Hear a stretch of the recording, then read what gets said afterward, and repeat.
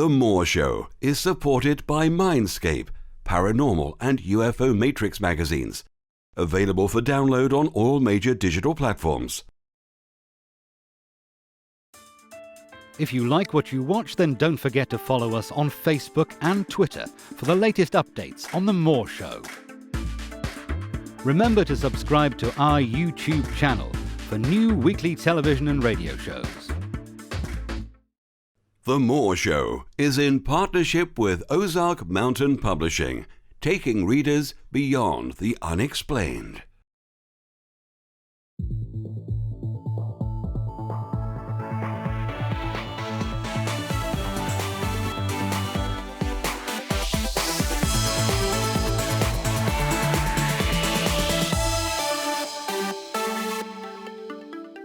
The comments and views expressed on The Moore Show are those of the people that make them and do not necessarily reflect the view of Kevin Moore, The Moore Show, or this radio station and its affiliate or sponsors. This show is for entertainment purposes only.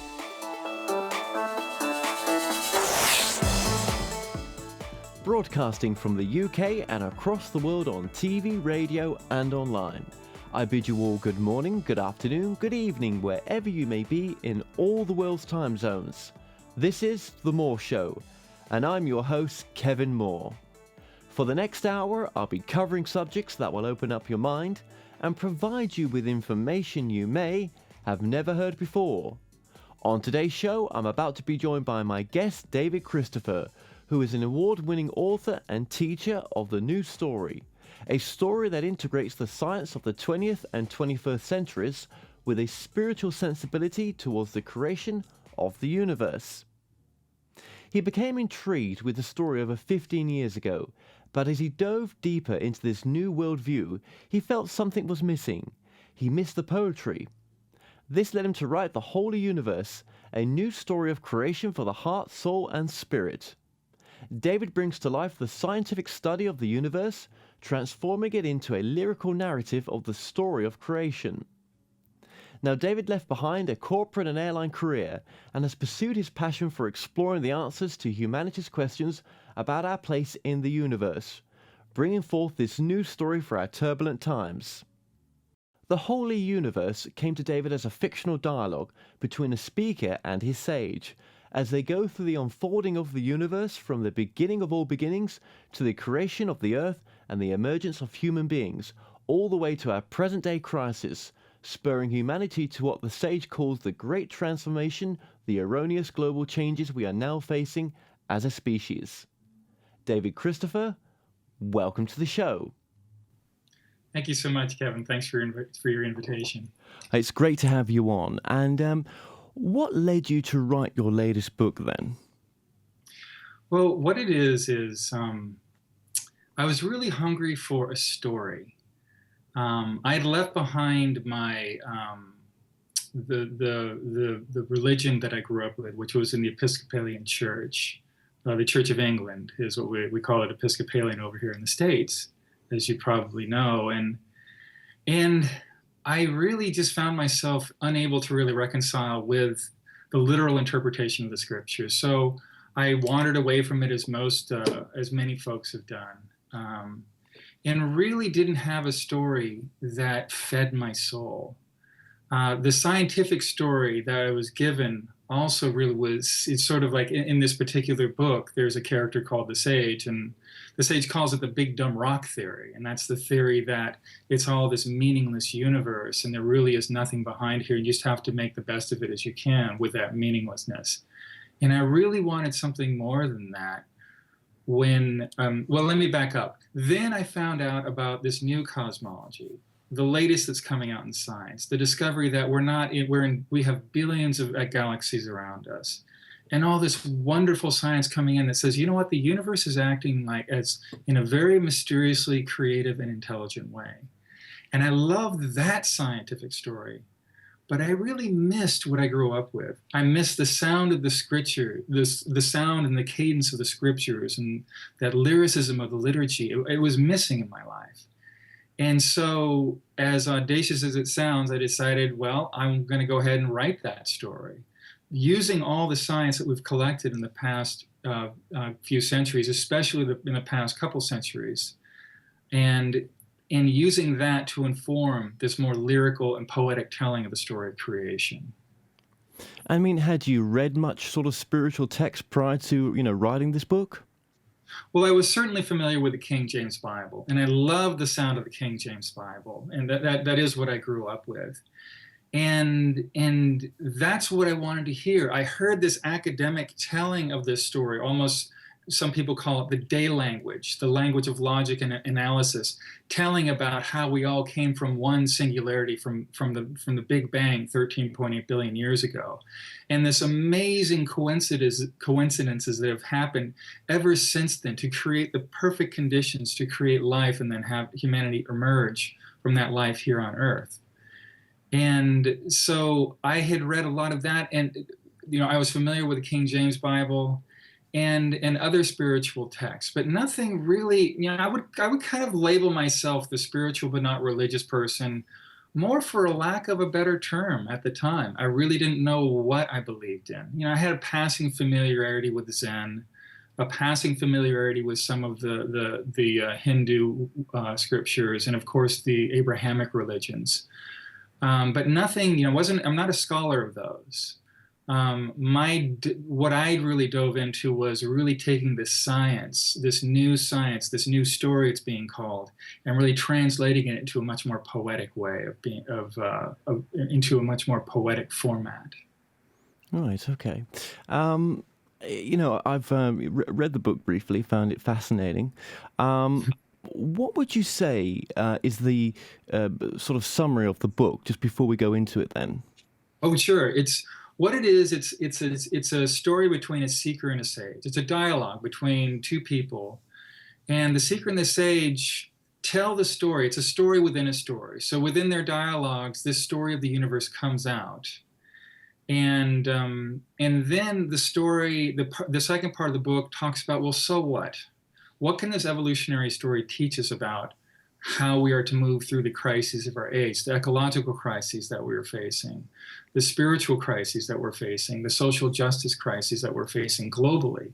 What possibly does this evolutionary story have to teach us? And the thing that I like about it is that the new story has this potential for being a more universal story, that you don't have to let go of your current beliefs in order to look at and take in this scientific story also. I actually had one instance where a college student who had just became a Christian the previous fall and raised her hand in the middle of class and told me that, and I thought, uh-oh, I'm going to be in trouble. And then she said, this book has really helped me understand how evolution has been used, how that creative force of the infinite has used evolution to create us. So I really want to thank you. And I was kind of surprised at that wow, okay, I didn't expect that, but it really taught me that maybe this is a more universal story than at first I thought. Okay, so you've kind of, in my opinion, and probably other people's, like you've sort of rewritten Genesis in a sense. Yes, although it sounds a little audacious to say that, but I did want to write it in that storybook style so that it really spoke to the deeper parts of my soul and my spirit. An academic telling of the story is important, and all that information is useful, but there are other parts of the psyche, of a person's psyche, that need to be brought into the story also, that need to be brought in to that story. Okay. And then, an important question is, how accessible is the information that you bring across in the book accessible to everyone, in a sense, those who are not religious or spiritual? Well, obviously, this really is a book for people who do claim some sense of spirituality, that they do have that they would call themselves spiritual but not religious. But also, I found it really resonates with people who say, yes, and I'm also concerned about the environment. I'm also concerned about the social justice issues that we're facing. I'm also concerned about the wider picture of, say, catastrophic climate change. And how does my life fit into that? And this book helps give a framework for that. It helps ground you in this wonderful, amazing story of 13.8 billion years that we are a part of. We're not foreigners. We're not some alien presence. We're not parasite. We are part of the universe. We are, in one sense, one person, mathematical cosmologist, has said, we are the universe in the form of a human being, looking back at itself and marveling. And so it's really made for that. How accessible it is for others, I'm not sure. I certainly didn't write it to be a very thick book where you had to really sit down and parse every word. It's not an academic volume. It really is more of a dialogue. I want it to be more of a story that someone can really engage and see themselves part of. So in that sense, I think it is quite accessible. Okay. And what has it sort of, taught you about consciousness in a sense? I mean, if we are the universe and we're a reflection of the universe in a sense, where did it all start and what is the purpose of it, in your opinion? Well, that is, to me, the unfathomable mystery. And that's really what the universe came out of. We modern humans really want answers, and we really want to know everything, and we want to believe that everything is knowable in a very logical and a verbal sense. And yet there's a lot of knowledge out there, I think, and I've only begun, I'm a neophyte in this in this realm of really exploring what is the universe for on a nonverbal level, on an experiential level. And for me, what the terms that I use in the book are the creative force of the infinite, which really, to me, is more. It encompasses more than the sense of any kind of small, shadowy, egoic names like God or Allah or Brahman. It takes it out of that personification, and really, for me, it really describes what it is. It's this amazing creative force that seems to really have intention. How much intention? There's the scientist part of me wants to say, well, can the universe really have intention? And yet the spiritual part of me can't deny that there is something amazing going on here, that there are so many wonderful, amazing coincidences from the 21 constants of physics from the beginning of the universe that laid out a perfect universe that could actually create galaxies and stars, then life, planets, and then planets with life, and then human beings. The moon is just a perfect distance from Earth right now, during Earth's evolution, to keep it stable so that it can actually have a stable climate. The Earth is the perfect distance from the sun. The sun is the perfect distance from the center of the galaxy. It's not too far away and it's not too close. And so there's so many wonderful coincidences that make me think, what is that intentionality? What is the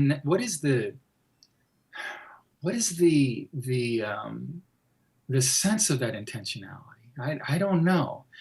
So I like to just simply bask in the mystery. And a lot of people, I actually had one woman who just said, you really should just make up your mind. Isn't there a God, or is there a God? And I'm okay with not going there. I'm okay with being a little more tentative and a little bit more in hanging out in the unknown and not being certain what it is. Because we learn so much. I mean, when you were a child, you thought you know a lot of things, right? When you were younger. And as you grow old and as you grow even older, I mean, I heard one man who was 80 years old who said, when I was 60, I was just a young buck who didn't know anything.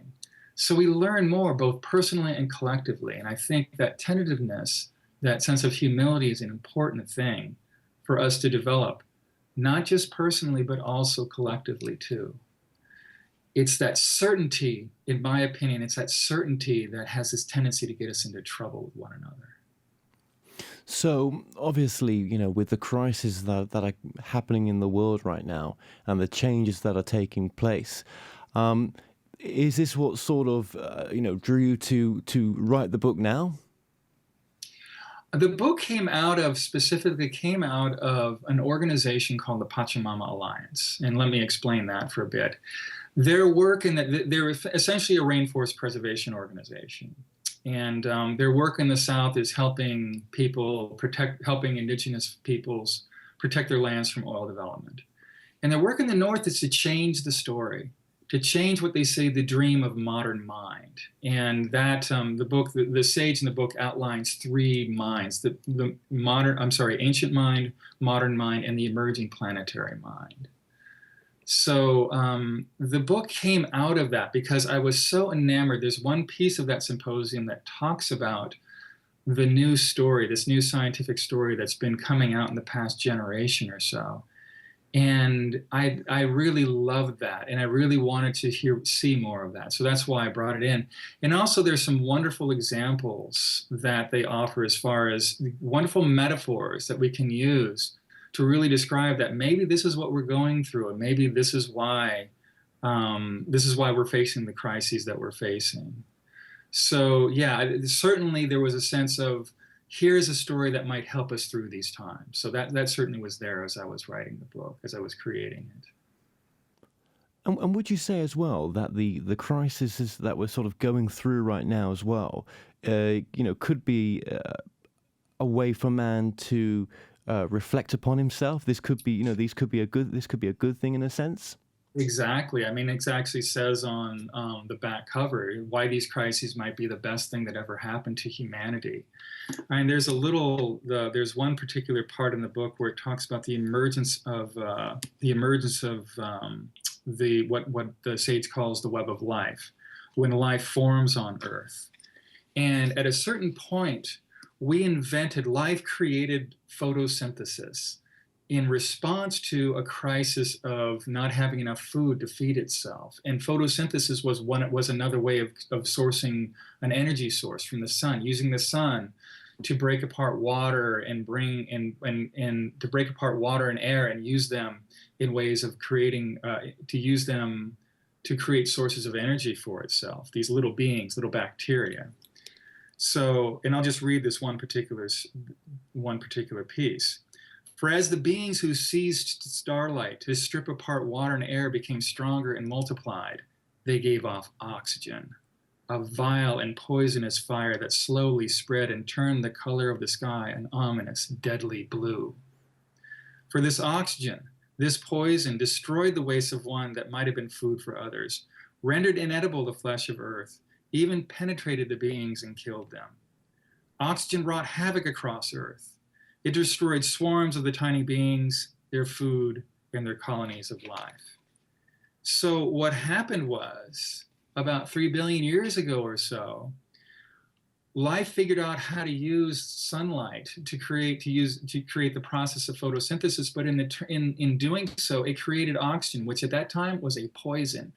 It was actually, according to James Lovelock, the scientist who came up with the Gaia hypothesis, we came that close to being wiped out of Earth. Life became almost snuffed out because of oxygen. And yet life figured out a way to use it to its advantage, so that, and from that particular process, it learned how to create multicellular beings to take advantage of this new source of fire, which was oxygen. And then the story ends with this: catastrophe begat creativity, competition begat cooperation. The curse of oxygen became a blessing. All the tiny beings once again prospered and multiplied, filling the oceans of earth. And the blue of the sky transformed from the color of death into the color of life. So that the sage uses as a metaphor for what humanity might be going through right now, that life created the conditions, a catastrophic condition 3 billion years ago, but it met that catastrophe with creativity and created forms of life that we literally would not have been here had we not gone through that horrible crisis. It's possible that's what we're going through now. As you said, it may be that these crises serve as some kind of, not just as a wake-up call, but as some kind of evolutionary impetus to make the next evolutionary leap into we can't even imagine what. Whether it's psychic, whether it's physical, who knows what it is, but it's quite possible that's what it could be, because that's what evolution does. That's what the science teaches us about evolution, and that it needs those catastrophes to enter into amazing creativity. Okay, well look, we're just going to take a quick break and we'll be right back after this.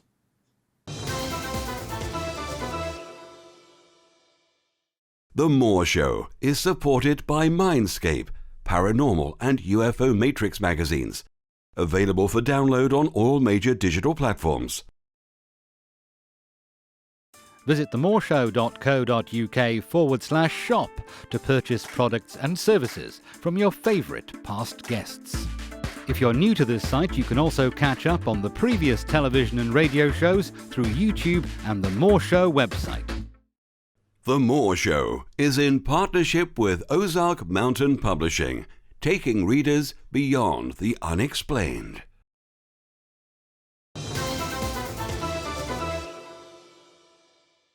Welcome back to the show. I'm still joined by my guest, David Christopher, author of The Holy Universe. David, welcome back to the show. Thank you so much. Thank you. Now, just before the advert break, very interesting what you were saying. Do you think it could be the case that consciousness comes into any form it can do, so especially the human body, for it to re-remember who it is, for it to have experience, for it to know itself in a sense? Yeah, that certainly is, as you're speaking, it reminds me of some of the Eastern traditions that I'm familiar with, that consciousness is imbued in everything. And that was one of the first stories that we created in 50 to 100,000 years ago, the story of ancient mind, as the sage calls it, which is a story of deep connection with the earth, that the earth is alive, everything is alive. And we are but one species of many in this amazing family of the web of life. So, and that certainly is what I have a teacher myself who comes from an Amazonian tradition. And that certainly is part of that worldview, that everything is alive. Even the artifacts of the modern world are alive. There is the outboard motor spirit. There is the iPod spirit. There is all of these things are alive. And in a sense, they're all phenomenon of the universe. Anything we create, by definition, is a creation of the universe. Even all the horrible things we do are creations of the universe, as well as the amazing things we do. So the idea of consciousness being behind the universe from a strictly scientific, materialistic, or naturalistic point of view, they would not really like that idea. But there's a part of me that can't deny that there is something amazing going on. And the sense that consciousness is at the base of it really is making more and more sense to me. So I certainly am very friendly to that idea, yes. Yeah. I mean, if consciousness has prevailed on planet Earth and they're finding, more Earth-like planets out there, then surely, it begs the question that there must be life out there, conscious life out there in a sense. Oh, certainly. And consciousness, I mean, the sage actually calls it human consciousness, really with the implication that there are other forms of consciousness besides human consciousness, and perhaps even other forms of consciousness besides living consciousness. So it's possible, according to a lot of belief traditions, the rocks have a certain consciousness. There was a certain consciousness present at the beginning of all beginnings. So yeah, that is something that I'm exploring myself and learning more about myself as I dive deeper and deeper into those aspects of it. Yeah, and it must be sort of changing you as well. This whole process must have been a massive shift for yourself. Well, there was certainly. I mean, I was used to be an airline pilot and a flight instructor for much of my career, and so that whole milieu is a very, very no nonsense. None of that funny talk here allowed. We're very down to earth, so to speak, kinds of people who don't go for that. So. Yeah, it has shifted my perspective quite a bit. But the wonderful thing is that I no longer have this sense of ennui about, are we just part of this meaningless universe? The Hubble Space Telescope has given us so many amazing images and given us so much amazing data about our universe. And they're beautiful. The pictures are beautiful and the data is beautiful. And it really is clear to me that we belong here. We are not fallen. We are not flawed. There's nothing fundamentally wrong with human beings. Now, that doesn't necessarily say that we don't do dysfunction, because the universe does go into dysfunction every now and then. And yes, our systems right now are dysfunctional when you relate to as they relate to the web of life. We are destroying the web of life. Yet that's part of, maybe we need to do that in order to become aware of what is it that we're doing, and are we really going to wake up and then perhaps create something we can't even imagine. So yeah, those are my thoughts in that regard. Certainly has changed me quite a bit. Absolutely. And obviously with the religious background as well, as you've gone through this shift, do you sort of believe in a judgmental God still? Do you, is there such things as hell in a sense, in your opinion? Well, the thing that I think we need to awaken to is that the stories in all the traditions, the wisdom traditions, there's a lot of usefulness there. I don't want to denigrate that.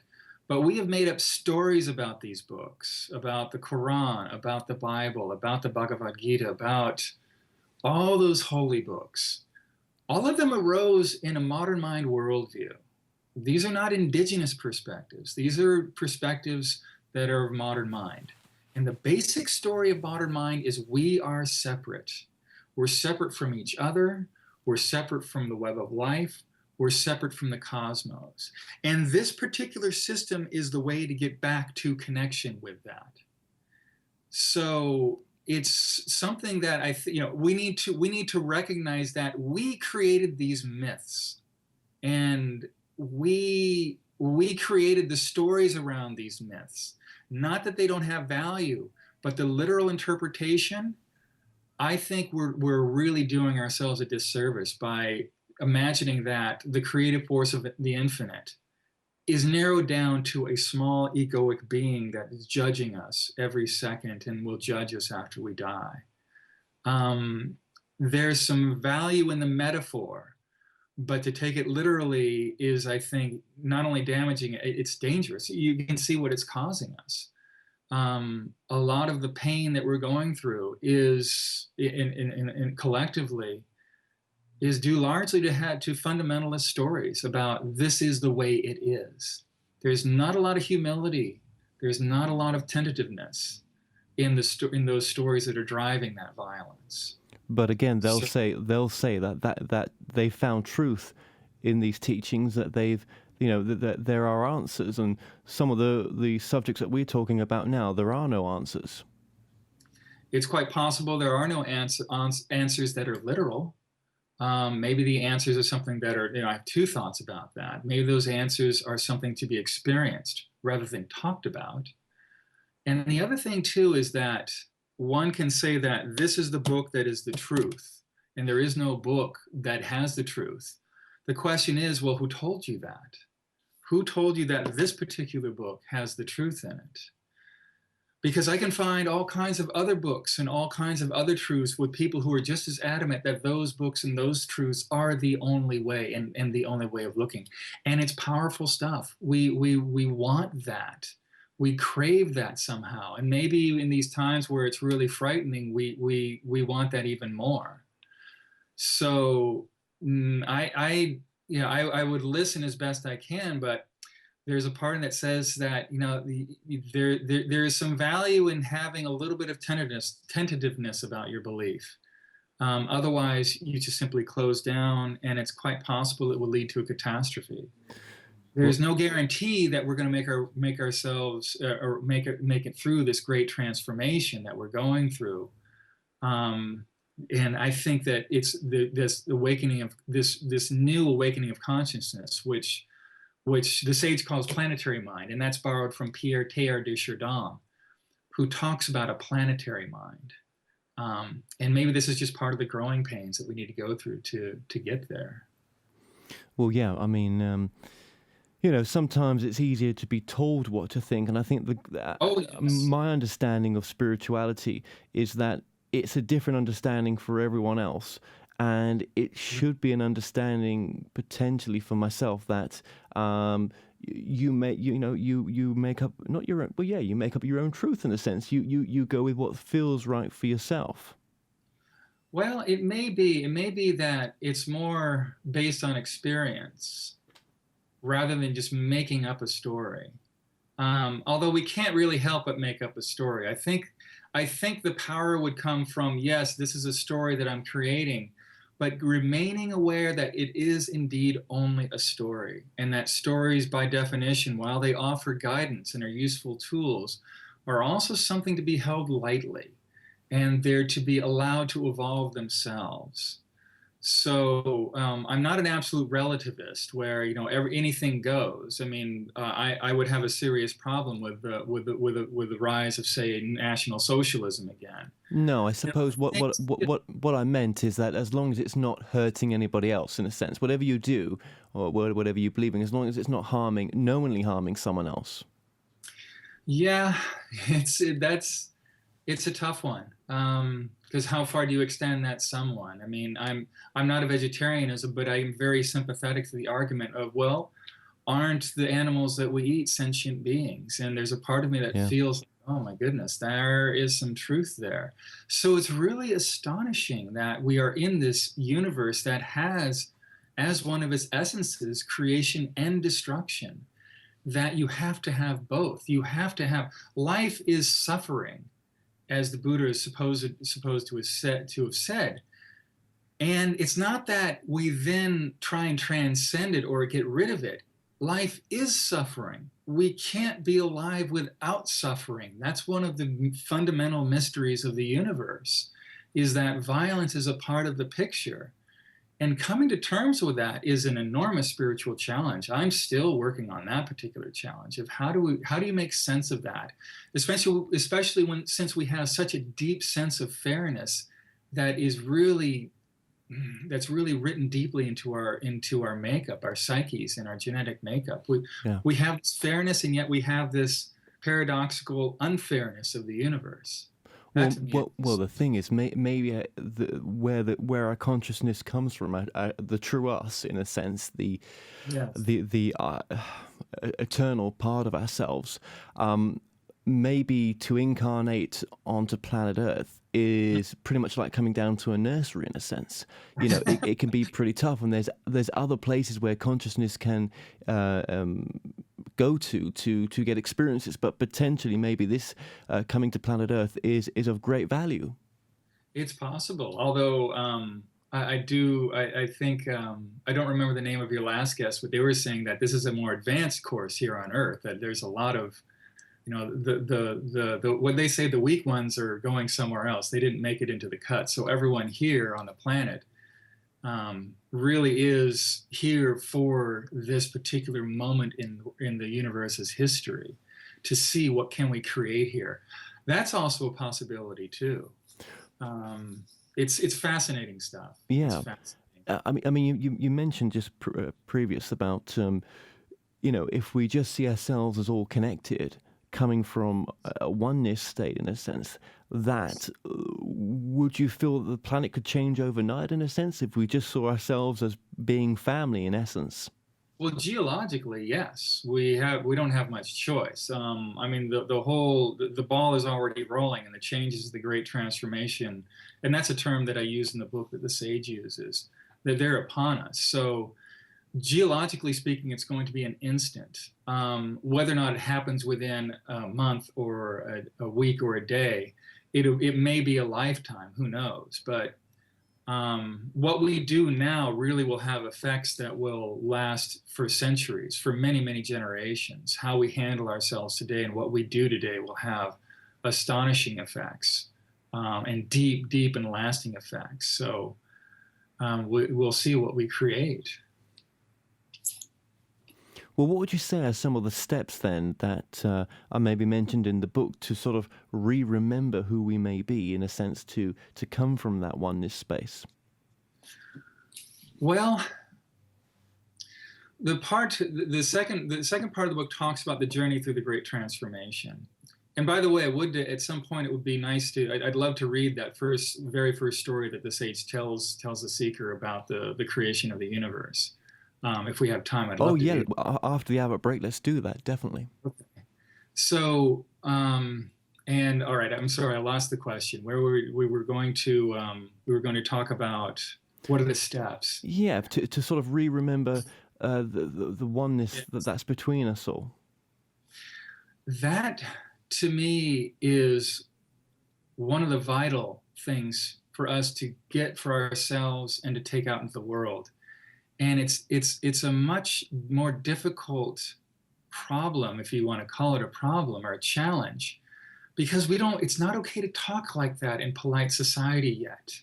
To talk about that oneness and to talk about that sort of we are all connected still feels a bit childish, and it still feels a little off when we talk that way. I notice myself feeling that a bit when I'm out and about in social situations.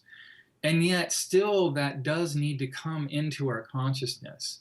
And I think it is. We're learning that the coal-fired power plants in China, the particulate matter is landing in the United States.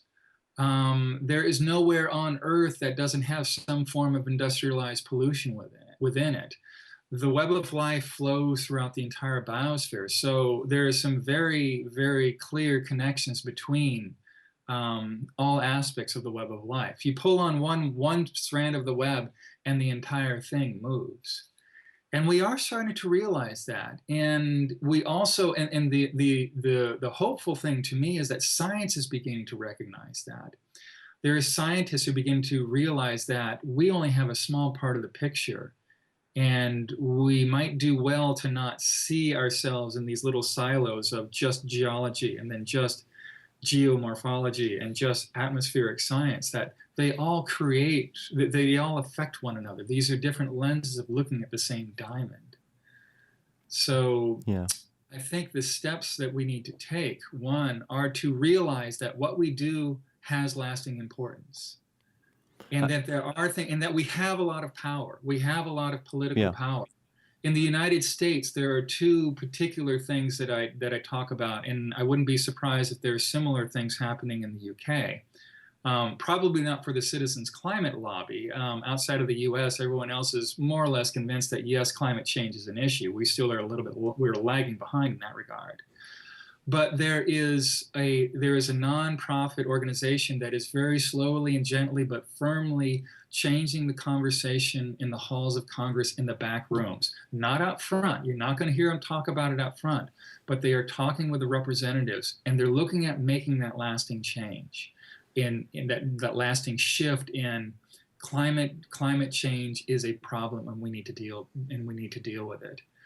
The other thing I like to talk about is to tell people about another movement called Move to amend the Constitution of the United States so that money is the power that money has in our electoral process is reduced significantly.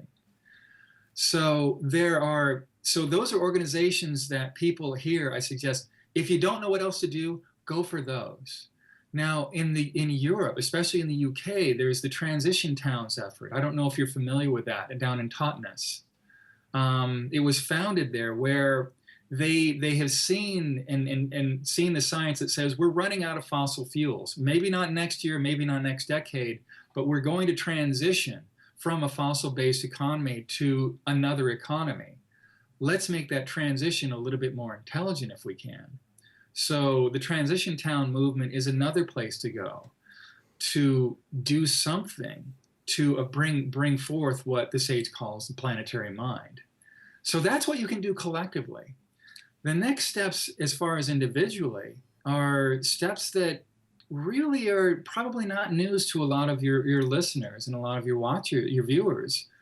It is listening inside, being quiet, paying attention to your body. What is it telling you? Taking time out for meditation, and really watching the stories that you tell yourself.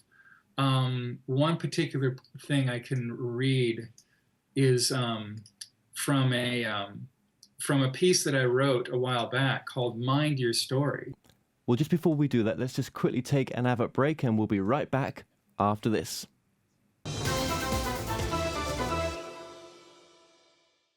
The Moore Show is supported by Mindscape, paranormal and UFO Matrix magazines. Available for download on all major digital platforms. Visit themoreshow.co.uk/shop to purchase products and services from your favourite past guests. If you're new to this site, you can also catch up on the previous television and radio shows through YouTube and the More Show website. The More Show is in partnership with Ozark Mountain Publishing, taking readers beyond the unexplained.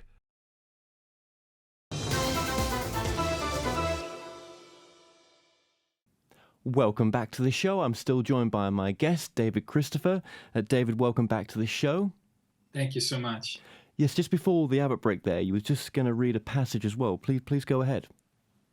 Well, you were talking about steps to take, the personal steps that we can take. This particular piece begins with mind your stories, question them often, nourish those that serve, change those that do not. Far easier said than done, yes? For many of our darker stories have cut grooves into the primordial stone of our psyches, and the river of mind all too easily turns back into these dark and shadowy valleys. So mind also your story about changing your story. Be quick to forgive both yourself and your world should the story be slow to change. And that, to me, gives me some solace as I struggle with my own stories, the stories that I've carried for myself. Both who am I and how am I in the world and how are my relationships. I have a lot of old stories that I think that are reflective of everyone's stories, and there will always be this sort of spiritual challenge of one sort or another that will be in our lives. So I think the step for any person, there's no one step for everyone, but the step is, what is that challenge that a person needs to face? And to face that as best they can, given their wherewithal, given what they've been given, as far as the emotional and spiritual and psychological wherewithal to face them. That's important work, and we need people who are willing to take on that work, because we need those people in the collective also, those healthier, more awakened, and more functional individuals. I know functional is not the best word, but really the awakened and effective individuals, I think, is a better word. Yeah. Well, I mean, I do agree with you that, a new mind, a global mind is sort of emerging on this planet. And, there's been some sort of conscious shift, hasn't there, for this to be taking place? It seems to be. It really was astonishing in the United States. I guess it was about 7-8 years ago when all of a sudden the idea of green consciousness, we all need to be green, we need to be more sustainable. Suddenly there is this shift that everyone is talking about this. Now, there's certainly a lot of greenwashing out there. People don't really realize what it means, and there are corporations who are using it to their advantage. And there's still a lot of work to be done. But to see that shift happen so quickly was really heartening. So yeah, that's a wonderful thing to see happen in the planet, and to see this planetary mind start to take shift. And it'll be very organic too. I mean, it's not something that's going to be a step-by-step Cartesian process. It's going to be kind of messy, and I think that's okay. Well, that sort of brings me to my next question as well, is, how do you see this transformation taking place as well? And what would you see in the future? What have you sort of thought, could be possible? How will this transition happen? I think it will happen, well, one way or another, it's going to happen. The reality of the fossil fuels that we have, I mean, even if people claim that we have, a century's worth of coal, which if you talk to other people outside of if you talk to scientists who are really looking, if you talk to the geologists who are not under someone's pay, they're saying we don't have that. It's just simply not there. We're going to have to transition from a fossil-based economy anyway. And whether we go out with a flame of glory where we try and burn everything we can get hold of, or whether or not, that's one scenario. We could do that. And there's plenty now of examples out there in our mass media of that's our dystopian future. It's also possible that we will begin to wake up. Steven Pinker has some amazing research showing that even though it seems like we're far more violent than we've ever been, the statistics don't bear that out. That if you look over centuries and even thousands of years, we're becoming less and less violent as a species. Jared Diamond talks about in his book, The World Until Yesterday, how tribes in the areas where he studied in New Guinea, that the tribes from one side of the mountain to the other side of the mountain were at war constantly. And one of the things they said, you may have brought us some ills, but one of the things you brought us is you brought us peace, that we don't have to meet up and fight one another anymore. So we're actually becoming less violent, despite all appearances to the contrary. We're not, even with the horrifying deaths that we're experiencing and the awful times it went through in the last century, the rates of killing, the rates of violence have actually decreased between humans. Again, not to put down the fact that there were still an enormous amount of needless suffering. So it's possible that that side of us is also going to wake up even more. That we will step back and we will take a more mature view, that modern mind will actually come out of its adolescence. And you know how when sometimes an adolescent is shocked into adulthood by a disaster, by a close call, a close brush with death. And maybe that's what modern mind has to go through in order to really reassess and change its course. Shall I go ahead and read the story?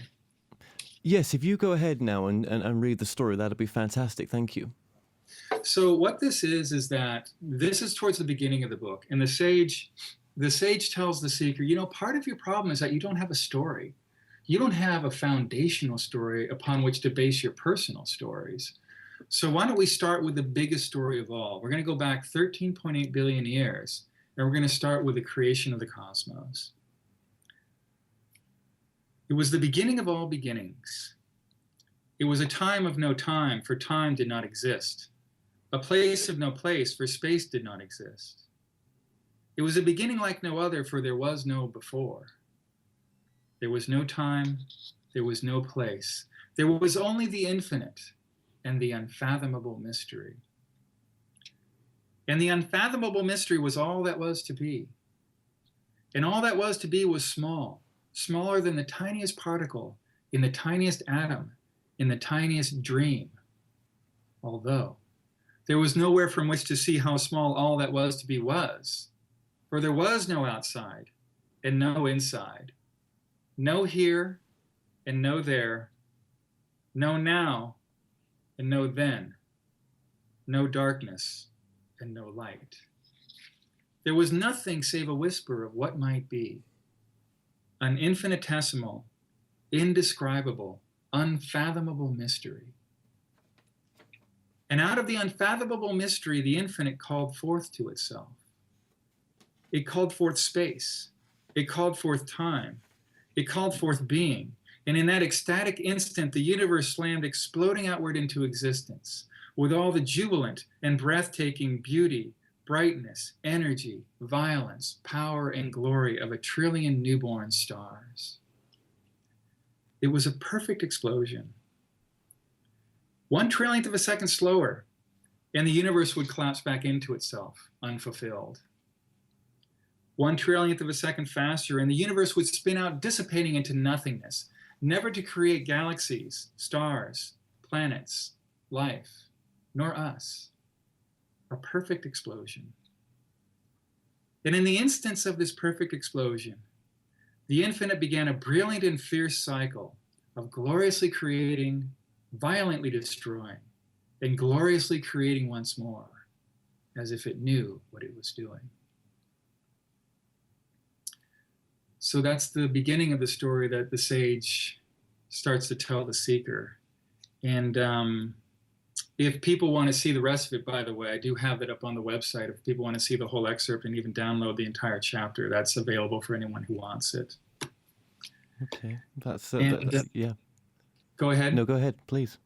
I was curious as to your reaction, whether or not what you thought of that particular piece. No, it's fascinating, and one of the things when reading the book as well, you do drop a few hints in there as well about is the sage a man or a woman in a sense, Yeah. and I love that because for me, the word God has no male or female qualities. In a sense, it can, it's beyond that, and that's what you try to portray in the book as well. So that's it's fascinating. Well, it does come out at a certain point in the book that I do use the personal pronoun she to describe the sage. And it's interesting how people have interesting reactions to that. Nearly everyone has some sort of reaction when they see that the first time. And part of the reason I did that is, part of me is a bit of a troublemaker and likes to cause trouble. And the other part, though, is to really demonstrate just how deeply it is imbued in us that sages can only be men. And at a certain point, and it was at first, it was two men talking. It wasn't a man and a woman. It was two men. And I realized at a certain point that this isn't going to fly. As one of my friends quipped at one point, he said, "Well, part of the problem is that two men that's part of the problem in the first place. How are two men going to get us out of this mess?" And the sage became this metaphor for the rest of humanity, because it also comes out that the sage is also not from European descent entirely. She's from Asia. She has ancestry from Europe. She has ancestry from Australia. She actually represents all those voices that have been put down. And I didn't realize just how important that point was until after I published the book and started talking with people, that this conversation about gender and privilege with regards to race, with regards to gender, and with regards to sexual orientation, that is the same conversation that we need to have when we talk about all the other issues that we're facing. That same worldview that will put down certain people and throw away, in a sense, certain people will also throw away a forest, will chop down a forest, will throw plastic into the ocean, throw pollutants into the air, into the waters. It's the same worldview. And so that's part of it. The sage, in a way, became an accidental metaphor. And I was very pleased that I was handed that metaphor.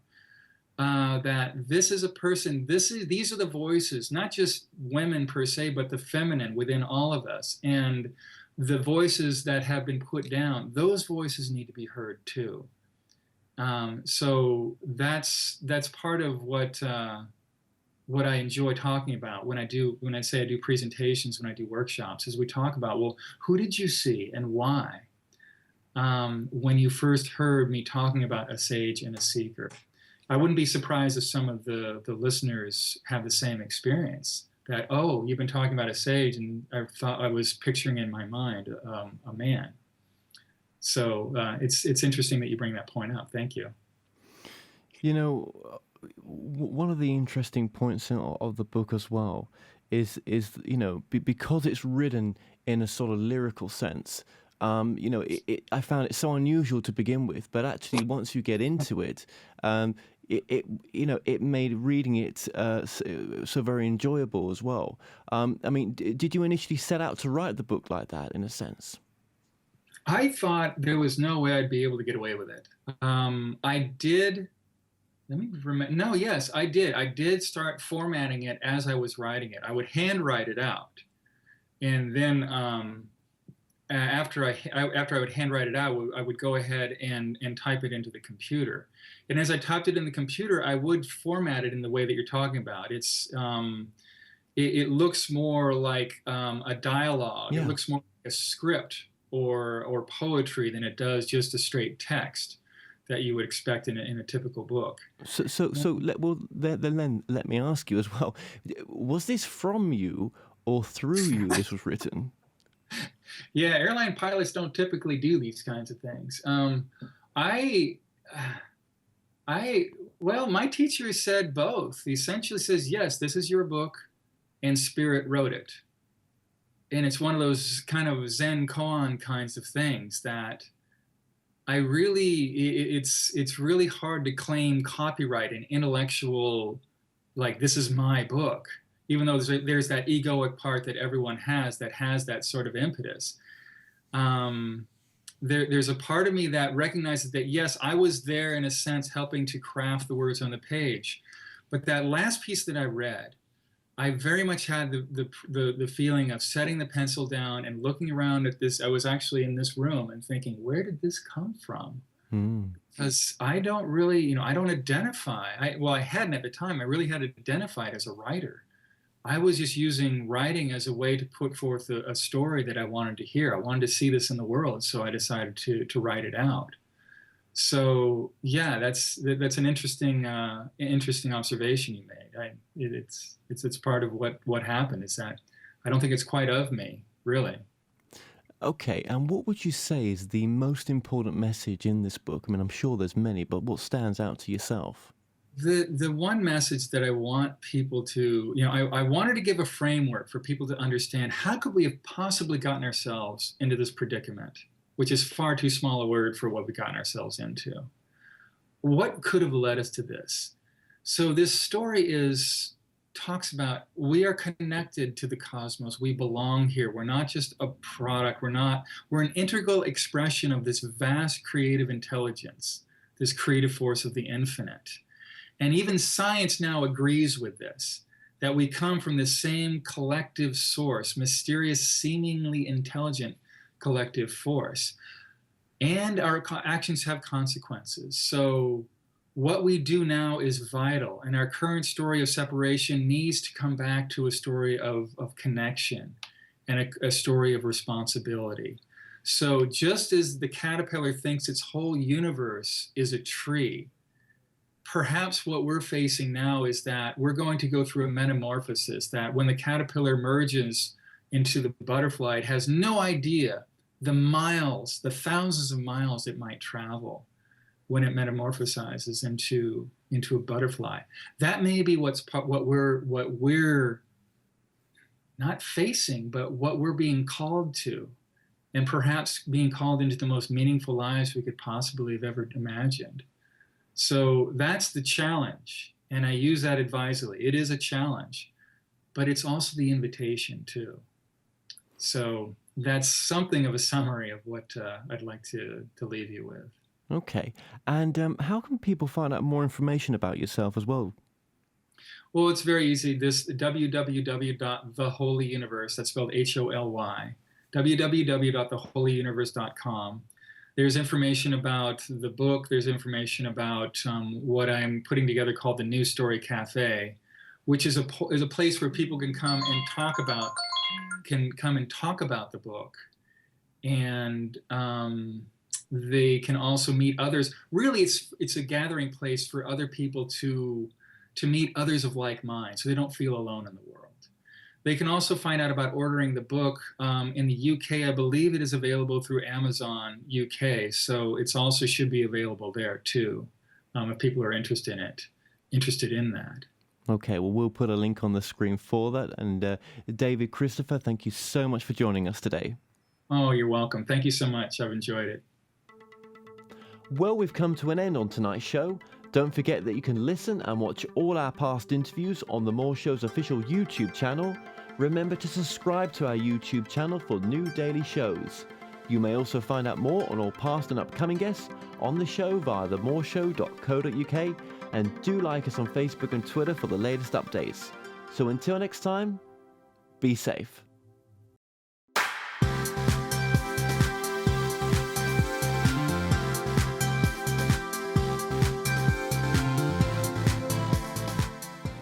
The More Show is supported by Mindscape, Paranormal and UFO Matrix magazines. Available for download on all major digital platforms. Visit themoreshow.co.uk/shop to purchase products and services from your favourite past guests. If you're new to this site, you can also catch up on the previous television and radio shows through YouTube and the More Show website. The More Show is in partnership with Ozark Mountain Publishing, taking readers beyond the unexplained.